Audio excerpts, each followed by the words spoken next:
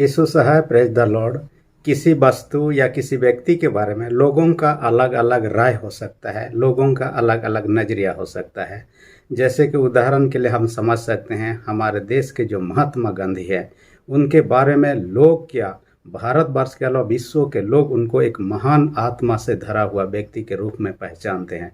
परंतु वहीं पर हम देखने पाते हैं उनके विरोधी लोगों को, जिन्होंने उनको गोली मारा। आज तक भी कई लोग उनके विरोध में बातें करते हुए भी देखने पाते हैं। ऐसा ही हम यीशु मसीह के बारे में भी देखने पाते हैं, जो भी कि संसार में आकर उन्होंने लोगों का भला के लिए काम किया, परंतु कई लोग उनका विरोध में निकले, उनके विरोध में बातें किए। अब भी ऐसे ही सोचते हैं कई लोग।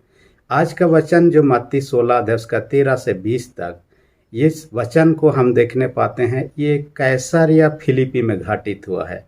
और वहाँ पर यीशु मसीह लोगों से पूछता है, खासकर चेलों से पूछता है, लोग मुझे क्या कहते हैं। और उनका प्रत्युत्तर चेलों के द्वारा दिया जाता है।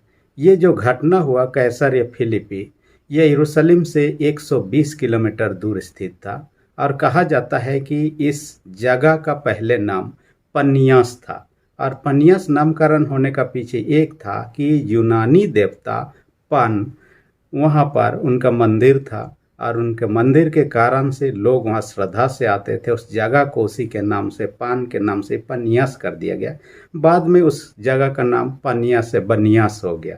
परंतु ये रोमन सम्राट जब शासन में था, उस समय हेरोद राजा को इस शहर को सौंप दिया गया।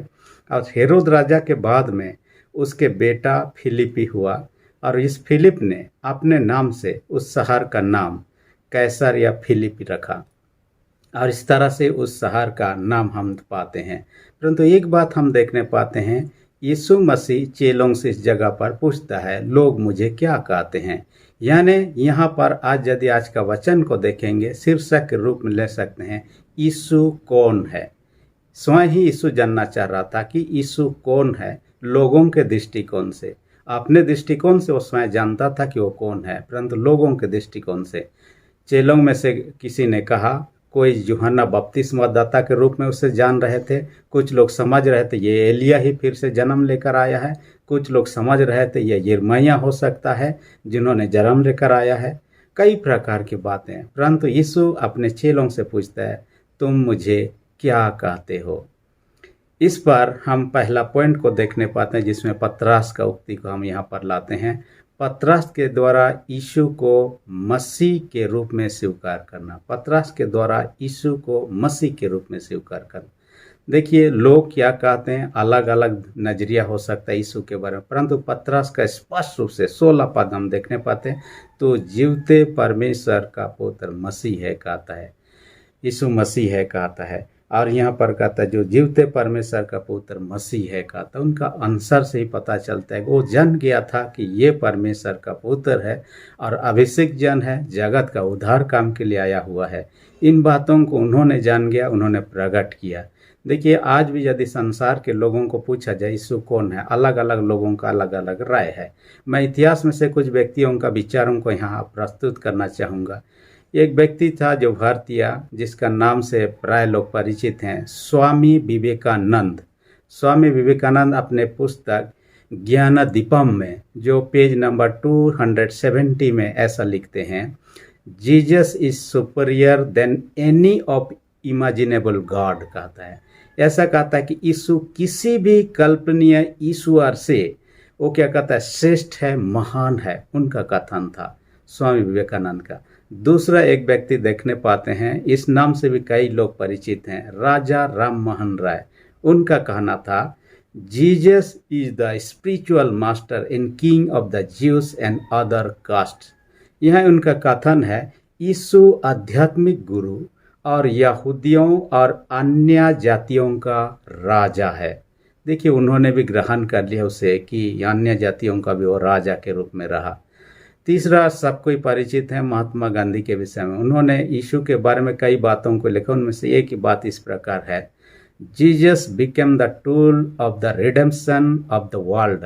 उनका कथन है कि यीशु संसार के छुटकारे का उपकरण बना और अपने आप को बलिदान चढ़ा दिया हमारे पापों के बदले में। इन बातों को ये महान पुरुषों ने अपने कथनों में कहा है। इसलिए उनके दृष्टिकोण से यीशु मसीह को उन्होंने कुछ हद तक समझ लिया। बाइबल हमें स्पष्ट रूप से बताता है यीशु को प्रभु जानकर या मसीह जानकर स्वीकार करना तब करते हैं जब हमारे अंदर में पवित्र आत्मा निवास करता है।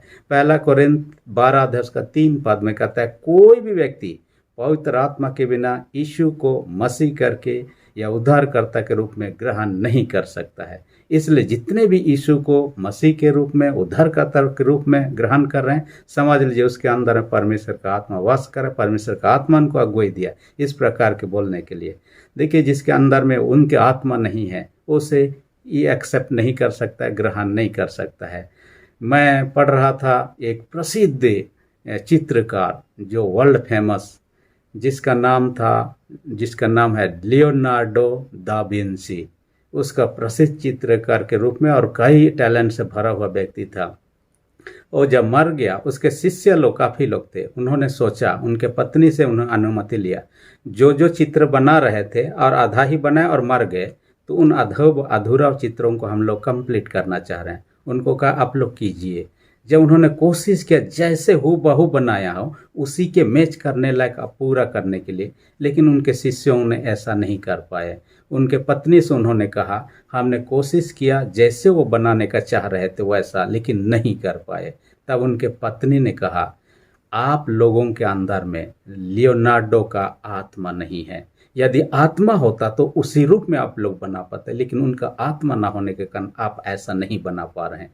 देखिए उनके आत्मा के बिना उसके जैसे बना नहीं पाते। ऐसे ही परमेश्वर के आत्मा के बिना हम उद्धारकर्ता के रूप में यीशु को ग्रहण नहीं कर सकते हैं। और हम जानते हैं यीशु ही उद्धार करता है। यूहन्ना 14:6 में कहता है मार्ग सत्य और जीवन मैं हूँ, बिना मेरे द्वारा कोई पिता के पास यानी स्वर्ग को नहीं जा सकता है। यीशु मसीह का ये कथन है। इसलिए यीशु पर विश्वास करना, अंगीकार करना है। प्रेरितों के काम 16 अध्याय 31 पद में कहते हैं, वहाँ पर कहता है प्रभु यीशु मसीह पर विश्वास कर तो तू और तेरा घराना उद्धार पाएगा। और उसी प्रकार के वचनों का पता है रोमी 10 अध्याय 13 पद में, जो कोई प्रभु का नाम लेगा यानी यीशु मसीह का नाम लेगा वो उद्धार पाएगा। यानी मन में विश्वास करना है, मुंह से अंगीकार करना है, तब हम उद्धार प्राप्त करने के योग्य हो सकते हैं। देखिए लियोनार्डो का चर्चा भी हमने किया। उसका खुद जीवन में जब जीवित था, जब चित्र बना रहा था, यीशु और 12 चेलों का चित्र बना रहा था, और जब बनाने के क्रम में एक दिन उसके दोस्त के साथ झगड़ा हो गया। झगड़ा होने के कारण मन में बहुत अशांति, बेचैनी रहने लगा।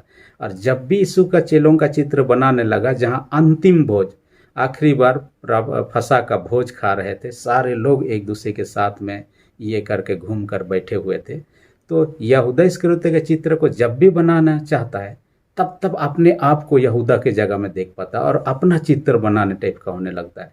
बहुत कोशिश किया लेकिन नहीं हुआ। उनके अंदर में अपने दोस्त के प्रति बैर भावना से भरा हुआ था। उन्होंने जाना कि किस वजह से मैं नहीं कर पा रहा हूँ। उसके बाद उसके दोस्त के पास में गया, उससे कहा कि मैंने आपके साथ झगड़ा करके गलत किया, माफ़ कर दीजिए। उसको गले लगाया, माफ़ी हुआ। उसके बाद में आकर उन्होंने चित्र बनाया और बहुत बेहतर ढंग से बनाया। उसके तुल्य दूसरा कोई भी बना नहीं। आजकल हम लोग चित्र देखते हैं उसके नकल का, परंतु लियोनार्डो के समान किसी ने और बनाया नहीं, उसका गहराईता के साथ में। तो कहने का मतलब है हमारे अंदर में परमेश्वर का आत्मा होना चाहिए, ताकि परमेश्वर का यीशु के रूप में ग्रहण करना, मसीह या उद्धारकर्ता के रूप में ग्रहण करना, उसके पीछे चलना, उसका महिमा करना, यह परमेश्वर का आत्मा हमें अगुवाई करता है। दूसरी विशेष बात जो आज के वचन से हम देखने पाएंगे, यीशु के द्वारा कलीसिया की स्थापना करना। यहाँ पर कहा तू पतरस है, इस पत्थर पर मैं अपने कलीसिया बनाऊंगा। 18 पद में यहाँ पर कहता है, यानी यीशु मसीह जो कलीसिया को हम देखने पाते, यीशु मसीह उसको स्थापना किए हैं। संसार में जो कलीसिया के लोग हैं, कलीसिया का अर्थ होता है, ये ग्रीक शब्द एक्लेसिया से आता है, ये विश्वासियों का समूह या झुंड है जो ईश्वर के द्वारा विशेष उद्देश्य के लिए बुलाए और चुने गए हैं। यानी कि इस विश्वासी लोगों का झुंड को शैतान नहीं चाहता है कि वह ऐसे ही बना रहे। कलीसिया का विस्तार हो, यीशु चाहता है। इस कारण से यीशु के सभी चेले विभिन्न देश में चले गए। हमारे देश में यीशु का एक शिष्य आया था थॉमस 52 ईस्वी में, और उन्होंने 7 मंडलियों की स्थापना किया था। इस प्रकार से कलीसिया बढ़ने लगा शुरुआती दिनों से, और कई लोग अन्य अन्य देशों में चले गए। हम जिस कलीसिया में अभी हैं कोई मिशनरी आए, उन्होंने प्रचार किया, उसके बदौलत ही है हम जीएल कलीसिया होकर ऑटोनॉमी दिवस मना रहे हैं। जब इस ऑटोनॉमी दिवस को मनाने के पीछे 4 मिशनरियों का आगमन जुड़ा हुआ है। हम इस घटना को ऑटोनॉमी के विषय में दूसरा एक वीडियो में चर्चा करेंगे। हो सकता है कल परसों तक आपके पास में वीडियो आ जाएंगे। तो हम लोग यहाँ देखने पाते कलीसिया को विस्तारित हो, सारे लोग, संसार के लोग कलीसिया के झुंड में यानी विश्वासियों का समूह में आ जाए, लेकिन शैतान ऐसा नहीं चाहता। इसलिए यहाँ पर कहता है अधोलोक के फाटक उस पर प्रबल न होंगे। किस पर? जिस कलीसिया को यीशु मसीह बनाते हैं उस कलीसिया के ऊपर अधोलोक की फाटक के मतलब है शैतान और इस संसार के दुष्ट शक्ति, ये लोग उस पर प्रबल नहीं हो सकते। देखिए, कलीसिया की स्थापना पेंतिकोस्ट के दिन में होता है, जब पवित्र आत्मा उतरता है, पतरस उपदेश देता है, 3000 लोग बपतिस्मा ले लेते हैं विश्वास करके, उसी दिन हो जाता है। लेकिन उस कलीसिया को नष्ट करने का बहुत प्रयास किया गया। छोटे झुंड था, छोटे सा झुंड था, लेकिन नष्ट नहीं कर पाए। आज कलीसिया पूरे विश्व में फैल चुका है। आज तो नष्ट करना तो मुश्किल है। इसलिए शैतान चाहता है किसी एक दो को या एक समूह को, छोटा समूह को पाप में गिराकर उनको कम से कम उद्धार से, अनंत जीवन से वंचित करा दें। यही उसका प्रयास है और ऐसे प्रयास में काफी हद तक वो सफल रहता है। आदम हवा को इसी प्रयास के तहत में पाप में गिरा दिया और जिस बारी में उनको परमेश्वर ने रहने का अवसर, उस बारी से निष्कासित होना पड़ा। दूसरा हम देखने पाते हैं यीशु मसीह को उन्होंने प्रयास किया ताकि उसको पाप में गिरा सके। कई लोगों को बाइबल हम देखने पाते हैं शैतान पाप में गिराने, अय्यूब को भी पाप में गिराने का प्रयत्न किया। हालांकि आदम के अलावा बहुत कम लोगों को उन्होंने पाप में गिरा पाया, लेकिन अनेकों को गिराने में सफल रहा। आज भी शैतान इस प्रकार के काम को करने लगता है। मैं एक व्यक्ति का गवाही के विषय पढ़ रहा था, जो कि यीशु मसीह का फिल्म जो बनाया है और जिसमें एक्टिंग किया है, और वो फिल्म का नाम है the passion of the Christ, और इसका एक्टर जो था जिम कैविजेल। ये जिम कैविजेल जो था, जिस समय इस फिल्म में एक्टिंग के लिए राजी हुआ, डायरेक्टर ने पहले उनको डरा दिया। उनको कहा हो सकता है इस फिल्म के बाद में दूसरा कोई फिल्म आपको काम करने के लिए नहीं मिलेंगे, दूसरे लोग हो सकता है आपका घृणा करने लगेंगे, हो सकता है इस शहर में भी आपको रहने का मौका नहीं मिलेगा। और उन्होंने जैसे कहा था कि उस फिल्म के बाद में उनको फिल्म मिलना बंद हो गया, और इसलिए कि उन्होंने प्रभु यीशु मसीह का फिल्म को किया है। और शैतान उस प्रकार से काम करता है ताकि आगे के लिए वो और काम ना कर सके, आगे ना बढ़ सके और वह फ्लॉप हो जाए। लेकिन फिर भी उन्होंने दूसरा तीसरा पार्ट करने का उन्होंने फिल्म के लिए राजी हुआ, और काम शायद हुआ नहीं हुआ, कितना हुआ मैं नहीं जानता, परंतु उनका फिल्म के दरमियान में और घटना घटी। जैसे राजी हो गया इस शूटिंग के लिए, उसके बाद शूटिंग चलते रहा। आखिरी सीन था जहां पर यीशु मसीह को क्रूस काट में लटकाना था। इस घटना को जब किया जा रहा था, अचानक से आकाश से बिजली उसके ऊपर में गिरा और एक कंधा पूरा तो डैमेज हो गया उसका। और ऐसा होने के बावजूद भी उन्होंने कहा कि मैं शूटिंग करूंगा, जो भी कि इस बिजली गिरने के कारण से उनका हार्ट में समस्या आ गया, उनका पूरा शरीर नीला पड़ गया। और डॉक्टर ने उनको कहा दिया कि तुम यदि इस शूटिंग कंटिन्यू करना करोगे तो निश्चय मर जाओगे। उन्होंने कहा शूटिंग करते करते मैं मर जाऊं तो भी चलेगा, यीशु मसीह ने तो खुद मर चुका है मेरे लिए, तो मैं उसके लिए यदि शूटिंग करते करते मर जाऊं तो कोई बात नहीं, कम से कम संसार के लोग तो इस फिल्म को देखने के बाद में काफ़ी लोग आशीषित हो जाएंगे। और उन्होंने करना चाहा, और जैसे ही शूटिंग के लिए आगे बढ़ रहा है शैतान उनके सामने प्रकट हो जाता है। वो अपने गवाही बताते, शैतान उनको कहता है आज तू मरने वाला है। जब ऐसा शैतान उनको बोल रहा है तो उन्होंने कहा मैं तैयार हूँ इसके लिए, प्रभु ने मेरे लिए खून बहा दिया, सूली पर चढ़ गया, मैं आज उसके नाम से सूली पर चढ़ने वाला हूँ, इसलिए इसके लिए मुझे कोई डर नहीं है। आखिर तो एक दिन मरना ही है, इसमें डरने की क्या बात है। शैतान भी लज्जित हो गया और उन्होंने शूटिंग को किया, पूरा भी किया। हालांकि शूटिंग के बाद में उनको हॉस्पिटल भी जाना पड़ा और भी समय बिताना पड़ा, परंतु मूवी सफल रहा। लाखों करोड़ लोग इस मूवी को देखने के बाद में आशीषों को प्राप्त कर रहे हैं अभी भी। तो कहने का मतलब शैतान चाहता है कि विश्वासियों को रोकने का प्रयत्न करे, जिस विश्वास में आगे बढ़ रहे हैं, विश्वासियों को झुंड को तितर बितर करने, विश्वासियों को गुमराह करने का प्रयत्न। पहला पतरस 5:8 में कहता है शैतान गरजते सिंह की नहीं इस खोज में रहता है कि किसको फाड़ खाएं, वो किसको हम टारगेट बनाएं, उसमें लगे रहता है। इसलिए बाइबल कहता है ऐसे घड़ी में क्या करना चाहिए। याकूब 4 अध्याय 7 पद में कहता है, परमेश्वर के अधीन हो जाओ और शैतान का सामना करो तो तुम्हारे सामने से भाग निकलेगा कहता है। हमें ऐसा ही करना चाहिए। तीसरी पॉइंट में हम लोग चर्चा करेंगे, यीशु के द्वारा कलीसिया को विशेष अधिकार और सामर्थ देना। यीशु के द्वारा कलीसिया की स्थापना किया। दूसरा में हम लोग देखें, तीसरा में यीशु के द्वारा कलीसिया को अधिकार और सामर्थ देना। देखिए इसके लिए उन्होंने कुंजिया दूंगा, उन्होंने ये शब्द का इस्तेमाल किया है। ये कुंजी देना अर्थात अधिकार देना। ये कलीसिया के लोगों को, विश्वासियों को ये अधिकार दिया है। इस संसार में रहते हुए जिस भी व्यक्ति का हम पाप क्षमा करना चाहते हैं, क्षमा हो सकते हैं। किसी व्यक्ति को प्रार्थना के माध्यम से उनको चंगाई के लिए प्रार्थना करते हैं, ये परमेश्वर का सामर्थ के द्वारा ही चंगा होते हैं। ये अधिकार परमेश्वर ने आपको मुझे दिया है और कलीसिया को दिया है, जिसे कुंजियों का अधिकार के नाम से जाना जाता है। इस कारण से यीशु के चेलों के जीवन को अब देखिए, उस अधिकार के तहत ही लंगड़े चलने लगते, बीमार चंगे होने लगते, मुर्दे भी जिलाए गए, कई प्रकार का आश्चर्य काम होने लगा। ना केवल उस समय, वर्तमान में भी कई घटनाएं होने लगी। बीते दिन में एक घटना के बारे में मैं चर्चा कर रहा था। स्वर्गीय डीजीएस दीनाकरण के पास में उड़ीसा के संबलपुर के कुछ लोग गए हुए उनके ऑफिस में चेन्नई में जाकर, ताकि कोयम्बटूर में जाकर उनसे मिलने के लिए, ताकि उनके प्रार्थना के लिए रिक्वेस्ट करें। वे लोग जाकर इंतज़ार किए। बहुत इंतज़ार के बाद मुझसे मुलाकात हुआ। उन्होंने जो चिट्ठी लाया था चिट्ठी को दिया। उनमें रिक्वेस्ट लिखा हुआ था कि इनके लिए प्रार्थना करें। असल में उनका समस्या ये था कि उनके घर में जिस व्यक्ति गया हुआ था, उनके घर में ये 4-5 के जो दुष्ट आत्मा है हर एक शाम को आ जाते हैं। शाम को आने के बाद में इनको देख भी सकते हैं ये लोग, और लोगों को सोने नहीं देते हैं, सामान सबको बिखर देते हैं, तहस नहस कर देते हैं, चीज़ों को इधर उधर कर देते हैं, रात भर उत्पात मचाते हैं, और दूसरा दिन सुबह होने से पहले ये लोग निकल जाते हैं। ये डेली का होता है। इन्होंने पुलिस स्टेशन में कंप्लेन भी कर लिया। पुलिस आकर उस घर का पहरा देने लगे। जैसे पहरा देने लगे, ये दुष्ट आत्माएं आकर पुलिस के सामने ही वो उसी प्रकार का उत्पात मचाने लगे। जब इनको देखा पुलिस वाले, उनको डर के मारे लोग भाग गए। उन्होंने कहा, हम चोरों से तो, डाकुओं से तो निपट सकते हैं, लेकिन ये दुष्ट आत्माओं से नहीं निपट सकते हैं। आप ही लोग इनको जानिए। उसके बाद में एक प्रेयर ग्रुप था। उन्होंने कहा कि हम लोग प्रार्थना करेंगे, गीतों को गाएंगे। ऐसे के द्वारा से दुष्ट आत्मा उस घर में नहीं रह पाएगा।